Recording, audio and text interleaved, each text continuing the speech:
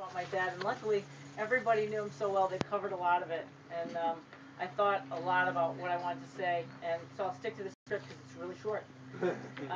He was hard willing. He was willing to make sacrifices. He used to work overtime at the ACI for us, and he was so tolerant of his kids. He would come home and sleep in the day. We'd make all kinds of noise, and he'd put up with it. And he was just an amazing man. He was caring. As a lot of you know, he'd do anything to help others. I remember when one of our neighbors, Pam, was lost in the neighborhood. He went around, and all of us kids thought we were going to try to help, so we're all trying to help. And, Dad found her on the next street and carried her home.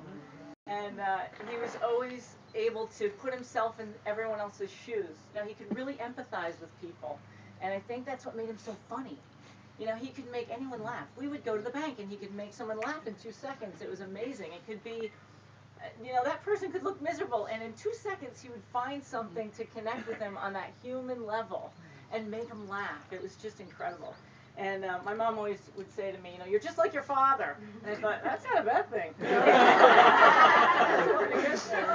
A lot of there were times I was just pissed her off. You're just like your father.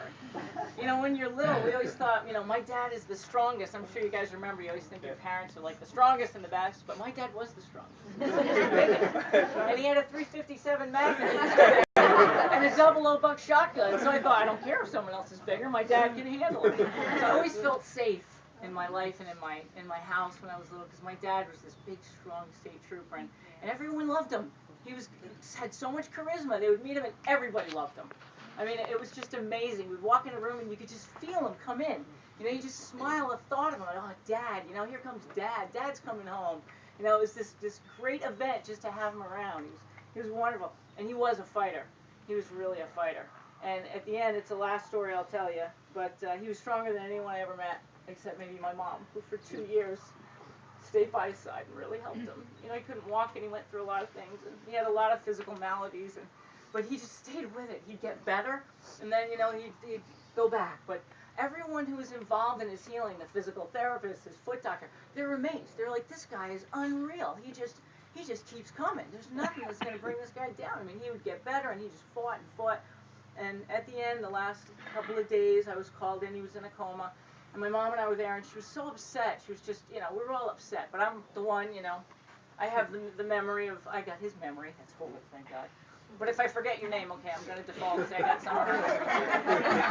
But I got his memory, so when we went in, they would ask, for health history, what they do. So my mom was so upset, I said, I'll do it. So it was just verbal, but I'm going through this list. So he's got diabetes, he has gallbladder removed, he had foot problems, he got heart problems, and he has 13 medications, and I'm rattling them off, and the nurse looks at me and goes, oh my God, that's unbelievable. How long has it been? And I just went, like, it's been 2 years.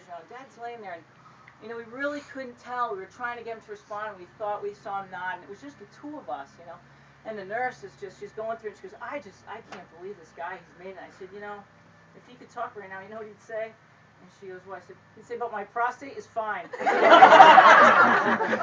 And I looked over at my dad, and he smiled, and my mom goes, he's smiling, and he heard me, and I know he heard me.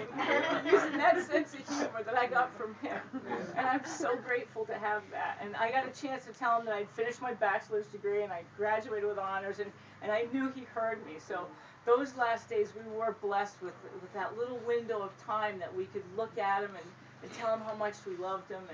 And I know he's here right now and wanting all of you to know how much he loved you and how much that each of you made a difference in his life. Because we would sit around and tell stories about everything, the neighborhood, and playing cards, and all the things we did, playing golf, and being here in this lovely place, and going on boat rides. And so I hope you all stay and play with us and eat with us and share any memories and look at the pictures. And I have one more poem, and I didn't really want to read it, but I'm going to read it because this is what I thought about. At the end of his life, it was so hard. He was such a strong man, and he would have x-rays. I'd have to hold him up, and I can remember looking at him. He had a chest x-ray, and I'm staring at him.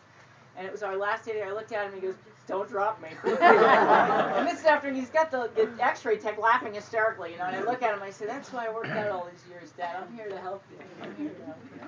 So this is called Farewell. Farewell, my friend. It was beautiful as long as it lasted. The journey of my life. I have no regrets whatsoever, save the pain I'll leave behind.